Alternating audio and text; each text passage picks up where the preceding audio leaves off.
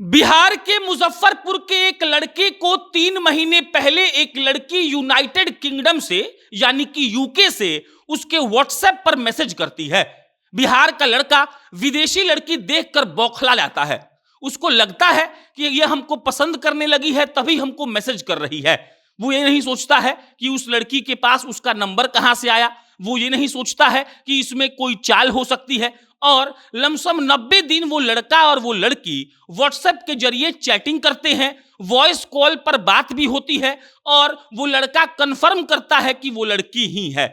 आमतौर पर लड़के हो सकता है कि फेक तरीके से लड़की बनकर बात कर ले, लेकिन यहां मसला ये नहीं था। वो लड़का एकदम मन ही मन खुश हो जाता है। उसको लगता है कि जैकपॉट हाथ लग गया। अब विदेश की लड़की मैसेज करेगी बिहार के मुजफ्फरपुर के एक गांव के लड़के को, तो उसको तो जैकपॉट ही लगेगा और वो लड़का उस लड़की से मगन होकर बात करने लगता है।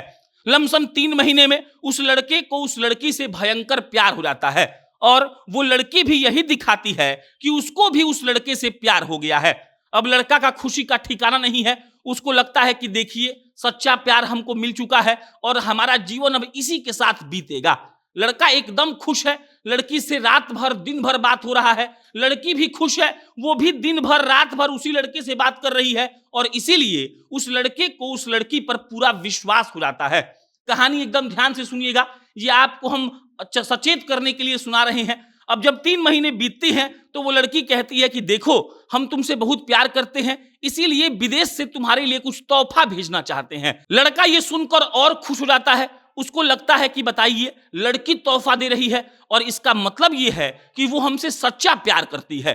लड़का तोहफा का इंतजार करता है और जिस दिन लड़की ने कहा था कि हम विदेश से तुम्हारे लिए कोई तोहफा भेज रहे हैं, महज 3 दिनों के बाद उस लड़के को एक नंबर से फोन आता है। इस बार इंडियन नंबर था। लड़के को कहा जाता है कि आपके लिए महंगा तोहफा आया है और महंगा तोहफा जब आता है विदेश से तब आपको इसका कस्टम ड्यूटी भरना होता है। अब लड़का को कुछ मालूम नहीं था। उसको लगा कि भाई साहब अब तोहफा लाखों का है तो कुछ पैसा तो देना पड़ेगा। इधर लड़की ने ये माहौल बना रखा था कि हमने तुम्हारे लिए सोने और हीरे का चीज भेजा है। अब जब लड़का ये सुनता है कि सोने और हीरे का चीज है तब उसको लगता है कि कम से कम 5 लाख का तो मामला है ही है। अब 5 लाख के सामान के लिए कुछ रुपया देने में दिक्कत क्या है। लड़का बोलता है कि ठीक है भाई साहब, हम कस्टम ड्यूटी भरने को तैयार हैं। अब उसके पास एक क्यूआर कोड आता है। क्यूआर कोड आता है, उसके बाद फिर से फोन आता है। कहा जाता है कि 25,000 रुपए आपको देने पड़ेंगे और जैसे ही आप 25,000 रुपए देंगे इस सामान का कस्टम ड्यूटी भरा जाएगा और कस्टम ड्यूटी भरे जाने के बाद आप इस सामान को लेकर जा सकते हैं। और उसके बाद लड़का झट से बिना किसी भी देरी के 25,000 रुपए क्यूआर कोड में डालता है, यानी कि सीधा बैंक अकाउंट में चला जाता है। क्यूआर कोड में पैसा डालने के बाद जब वो फोन लगाता है अपने गिफ्ट पार्सल के लिए तब वो मोबाइल नंबर बंद आ जाता है। लड़का थोड़ी देर इंतजार करता है। उसको लगता है कि मोबाइल का चार्ज खत्म हो गया होगा इसीलिए ऑफ हो गया है। वो लड़का 1 घंटे बाद फिर फोन करता है। इस बार भी उस नंबर पे फोन नहीं लगता है। लड़का फिर अपनी गर्लफ्रेंड को फोन करता है जो यूके में बैठी हुई है, उससे बहुत प्यार करती है। लड़की का भी फोन ऑफ आता है।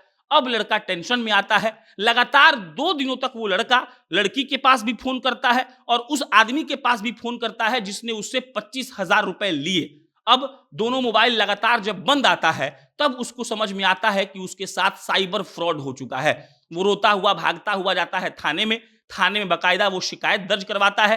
पुलिस वाले कंप्लेन ले लेते हैं और इसकी जांच अभी हो रही है। आपने अब तक ये सुना होगा कि अपना ओटीपी किसी को मत दीजिए। आपने ये सुना होगा कार्ड का सीवीवी मत दीजिए। आपने ये सुना होगा नेट बैंकिंग का पासवर्ड मत दीजिए। लेकिन अब ये सारी चीजें बेकार हो चुकी हैं। अब आप सतर्क रहिए। सतर्क नहीं रहेंगे तो आपका अकाउंट खाली होगा।